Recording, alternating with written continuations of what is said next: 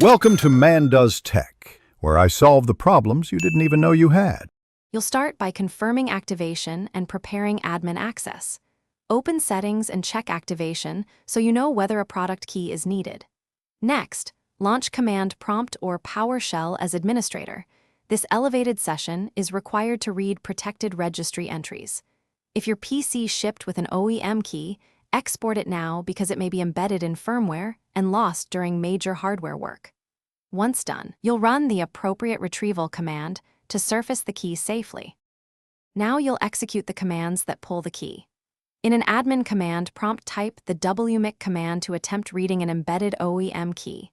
It's quick and often succeeds for pre-built machines.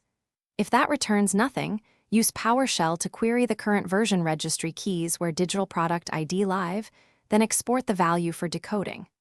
If those fail, carefully use a reputable keyfinder tool offline because it handles decoding for you. Make sure to scan for malware before running any third-party utility.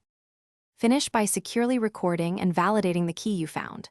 Store it in a password manager or encrypted note, then open activation in Settings and use Change Product Key to enter the value. Make sure you're online so Windows can contact activation servers. If activation fails, run the built-in activation troubleshooter. It often resolves digital license mismatches.